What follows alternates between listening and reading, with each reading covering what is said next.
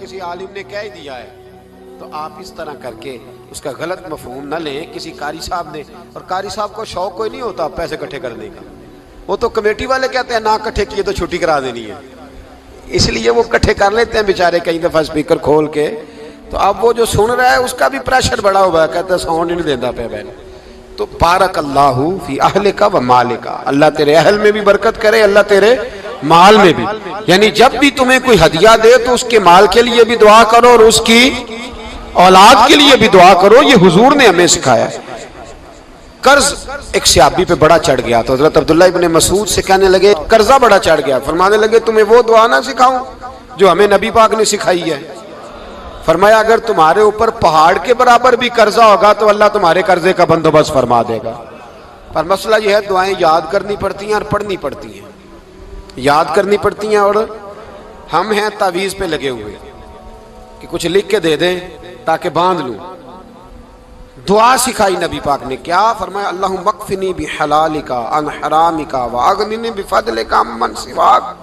فرمایا یہ دعا مانگا کرو، اے اللہ مجھے کفایت کرنے والا رزق عطا فرما اور مجھے حرام سے بچا اور مجھے اپنے فضل کے ساتھ دوسروں سے بے نیاز کر دے.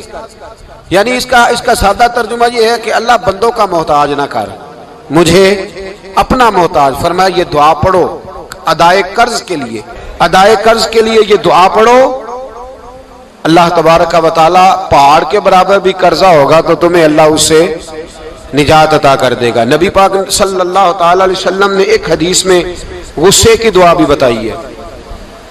ویسے میرے خیال میں لوگوں کو غصہ نہیں آتا، آج کل غصہ نہیں آتا، لوگوں میں تکبر آ گیا ہے. اپنے سے چھوٹے پہ غصہ آتا ہے، اپنے سے تگڑے پہ کیوں نہیں آتا؟ جس آدمی نے گلی پہ خیرات مانگنے والے پہ غصہ کیا وہ ایس ایچ او صاحب پہ کیوں نہیں کرتا؟ غصہ تو غصہ ہے نا، سب پہ ہونا چاہیے، لیکن بڑا سمجھدار غصہ ہے. غریب آدمی کو دیکھ کے غصہ آتا ہے، امیر آتا ہے تو غصہ نکل جاتا ہے. تو میں تو کہتا ہوں لوگوں کو غصہ، اگر تجھے غصہ آتا ہے تو مار دیوار کے ساتھ ٹکر تیرے غصے کی سمجھ آئے. یہ کس قسم کا غصہ ہے جو غریب پہ ہی ہاتھ اٹھا رہا ہے؟ تو خدا را خیال فرما. غریبوں کے حق میں بڑا غصہ، مجبوروں کے حق میں بڑا غصہ، ماتحتوں پر. اور اگر چودھری صاحب آ جائیں تو چودھری صاحب آ جائیں تو پھر بہانہ بنا لیتے، کہتے غصہ تو میں نے بڑا آیا سی، پھر میں کیا میرے گھر آیا ہے، پھر بہانہ بنا لیا. ایسے نہیں کرو.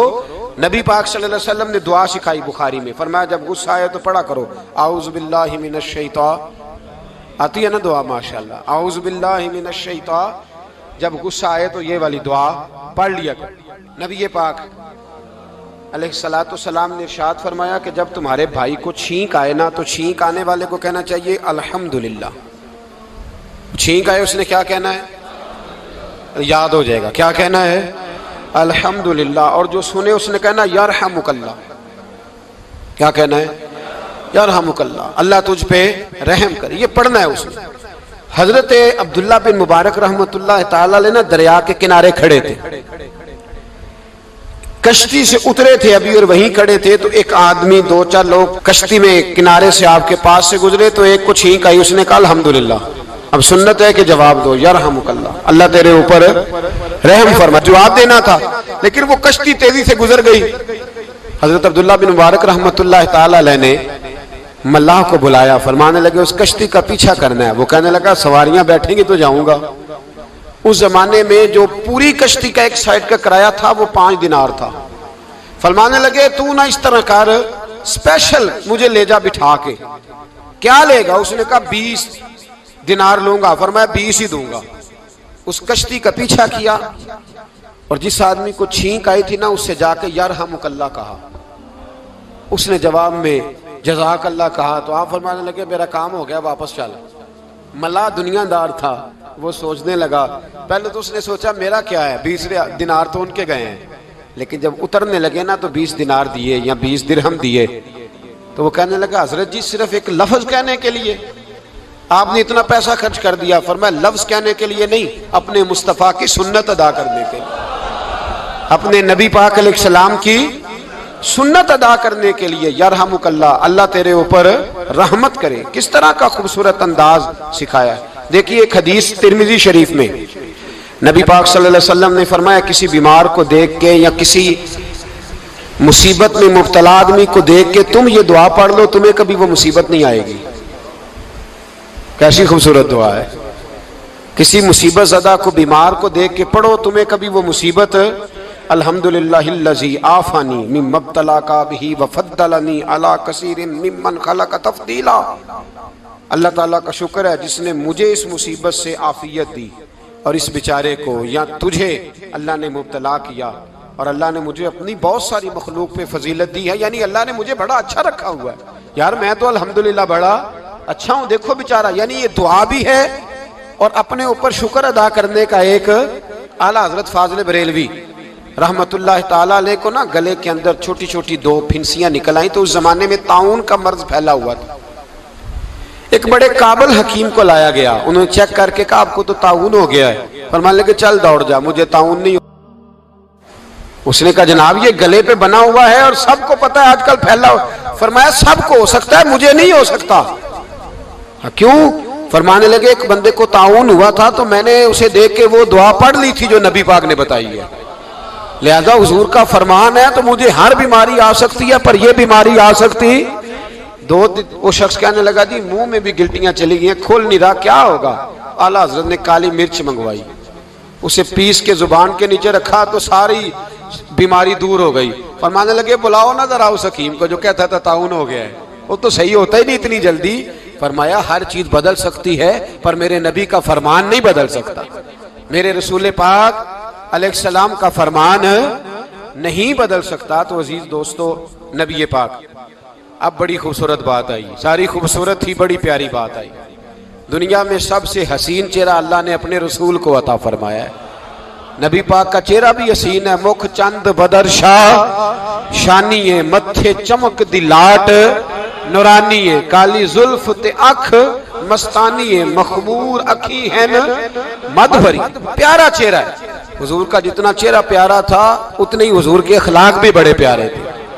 لیکن میرے نبی پاک علیہ السلام جب آئینہ دیکھتے، کیا دیکھتے؟ حضور جب آئینہ دیکھتے، ہمارے نوجوان بھی سارا دن آئینے کے آگے کھڑے رہتے، کبھی بال اس طرح کے بناتے ہیں کبھی اس طرح کے، تو میرا کئی دفعہ دل کرتا ہے کہ میں ان سے کہوں کہ تو آئینے کو کہہ رہا ہے جھوٹ بول، پر وہ کیسے بولے؟ تو کہہ رہا ہے آئینے کو کہ تو کہہ سب سے پیارا تو ہی لگ رہا ہے، پر وہ کیسے بولے؟ اس نے تو سچ بتانا ہے۔ ان کو آئینہ جو دکھایا تو برا مان گئے۔ تو میرے عزیز یاد رکھیے گا، نبی پاک صلی اللہ علیہ وسلم بھی آئینہ دیکھتے، آئینہ دیکھنا حضور کی سنت ہے۔ کوئی سنت سمجھ کے آئینہ دیکھے گا تو ایک دفعہ دیکھنے پر 100 شہیدوں کا ثواب ملے گا۔ لیکن نبی پاک صلی اللہ علیہ وسلم آئینہ دیکھتے کیا کہتے؟ اللہم انت حسنت خلقی فحسن خلوقی۔ یا اللہ، یہ دیکھیں حضور نے ہمیں سکھایا ہے، یا اللہ جس طرح تو نے میری صورت اچھی بنائی ہے میری سیرت بھی اچھی بنا دے۔ یہ ہمیں سکھانے کے لیے دعا، یا اللہ جس طرح صورت اچھی بنائی ہے، جس طرح تو کہتا ہے نا اس دفعہ اس وقت دیکھ لو کپڑوں پہ کوئی داغ نہیں، تو دعا کیا کر باطن کے بھی اللہ داغ دور فرما دے، یہ والا سارا معاملہ بھی ٹھیک ہو جائے۔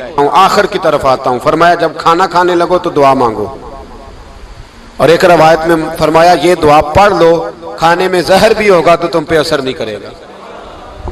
کھانے پہ ایسے میں بڑی تکلیف سے کہتا ہوں کہ آج بھی ہمیں کہنا پڑتا ہے کہ بہت سارے لوگ ایسے ہیں جو ابھی بھی کھانے سے پہلے بسم اللہ نہیں پڑھتے۔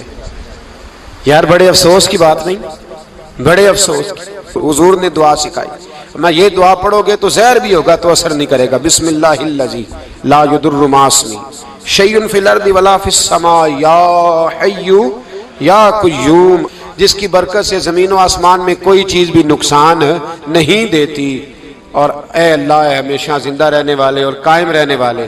یہ نبی پاک علیہ السلام۔ اور ایک حدیث میں اور بھی دعا آئی ہے، بسم اللہ شریف تو خیر بخاری میں موجود ہے، مسلم میں موجود ہے، بسم اللہ والا برکت اللہ بھی ایک حدیث میں نبی پاک صلی اللہ علیہ وسلم نے ارشاد فرمایا۔ اور جب کھانا کھا چکے پھر کہا دعا مانگو، الحمدللہ الذی اطعمنا وسقانا وجعلنا من المسلمین۔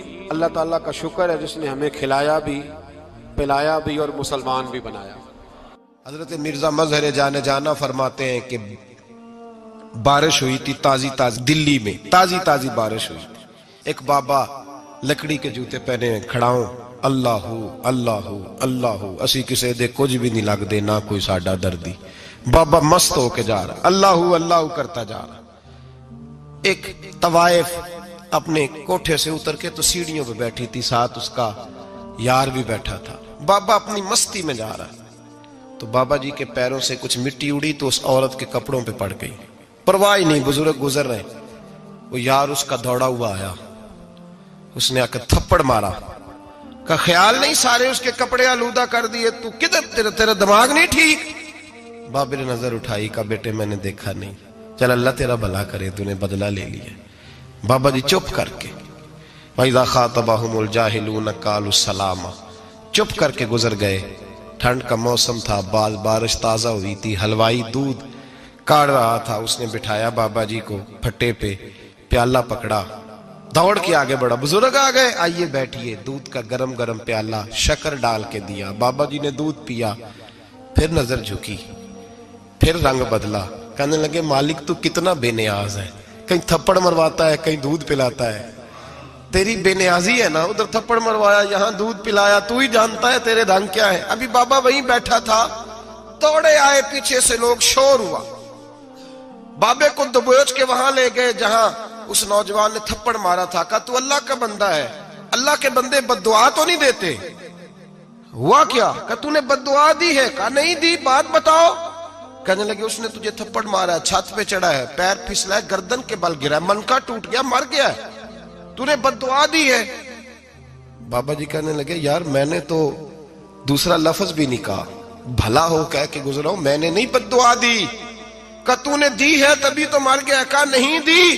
کہا بابا تو بزرگ آدمی ہے، سچ بول. تو بابا جی کہنے لگے سچ سنو. پھر میں آ رہا تھا، میرے پیروں سے مٹی اڑی، اس کے یار کے کپڑوں پہ پڑی، اسے برا لگا، اس نے مجھے مارا. جب اس نے مجھے مارا تو میں کوئی لاوارث تو نہیں تھا، جب اس نے مجھے مارا تو میں کوئی لاوارث تو نہیں تھا. مجھے دشمنوں نہ چھیڑو، میرا ہے کوئی جہاں میں ابھی پکار لوں گا، نہیں دور ہے مدینہ. اس نے مجھے مارا تو میں کوئی لاوارث تھا کہ میرا بدلہ کوئی نہ لیتا. اس نے مجھے مارا ہے تو میرے یار کو برا لگا تو اس نے اسے مار دیا ہے، میری تو غلطی کوئی نہیں. یاروں کا جھگڑا ہے، یہ تو دوستوں کا جھگڑا ہے، یہ تو یاروں کا جھگڑا ہے، کوئی غلطی نہیں میری، کوئی غلطی نہیں. خش خش جنہ قدر نہیں میرا، اے میرے صاحب نو وڈیاں، میں تے گلیاں دا روڑا کوڑا، میں گلیاں دا روڑا کوڑا. مینوں محل چڑھایا ہے سائیاں، مینوں محل چڑھایا ہے سائیاں. فرمایا اس نے مجھے لوارث سمجھا تھا کہ تھپڑ مار کے گزر جائے، میرا کو پوچھے گا ہی نہیں. میرے رسول پاک علیہ السلام کے بارے میں رب فرماتا ہے ابھی میں تو تیرے ہوتے ہوئے کافر کو سزا نہیں دیتا کہ تو موجود ہے. یاد رکھیں حضرت فضیل بن عیاض فرماتے ہیں ایک جوان تھا، مسجد میں آیا، لوگوں سے کہنے لگا روٹی کھلاؤ. کسی نے توجہ نہ کی. اس نے کہا میں رب بتانے والا ہوں، میری طرف دیکھو تو صحیح. کسی شخص نے خیال ہی نہ کیا. پھر اس نے کہا یار تھوڑا سوچو. نمازیوں سے کہا، اہل علاقہ سے کہا، انہوں تیری طرح کے بڑے درویش دیکھیں. مسجد کے محراب میں وہ رب کریم کا بندہ انتقال کر گیا. جب فوت ہو گیا نا، لوگوں کا مزاج ہے، بیمار کو دوائی نہیں دیتے، جنازے پہ وقت پہ پہنچ جاتے. جب کوئی گر رہا ہوتا ہے تو سہارا کوئی نہیں دیتا، جب کوئی گر جاتا ہے، ٹانگ ٹوٹ جاتی ہے تو تیمارداری کو زمانہ پہنچ جاتا ہے. اور بزرگ وہ نوجوان اللہ کا نیک بندہ مسجد کے محراب میں فوت ہو گیا. حضرت فضیل ابن عیاض کہتے ہیں امام صاحب نے اعلان کیا چندہ دو، کوئی لاوارث فوت ہو گیا، کفن دینا. چندہ کٹھا ہوا، کفن خریدا، جنازہ پڑا. عشاء کے بعد دفن کر کے آئے. فجر کی نماز کے لیے جب امام اور مؤذن مسجد میں آئے تو چیخیں مارنے لگے، تڑپنے لگے، دور دور تک آوازیں پھیل گئی. دنیا دوڑی آئی، کیا ہوا؟ کہنے لگے وہ جو تم نے کفن پہنایا تھا وہ یہاں پڑا ہوا ہے، اور دیکھو کفن پہ تحریر لکھی ہے. تحریر کیا ہے؟ عرش کے مالک نے فرمایا میرے دوست نے روٹی مانگی، تم نے دی نہیں. اس نے تمہیں میرے قریب کرنے کے لیے اپنی طرف توجہ کرائی، تم نے کی نہیں. اور میرا یار تمہارے کفن کا محتاج تھا، سنبھال کے رکھو اپنا کفن، میں نے اسے جنت کا لباس عطا فرما دیا، سنبھال کے رکھو. یہ کوئی لاوارثوں کا ٹولہ ہے؟ یاد رکھیں جو وارث والے ہیں، وارث والے ان کا رنگ اور ہے. جو ماننے والے ہیں ان کا مزاج اور ہے، اپنی زندگی لوارسوں کی طرح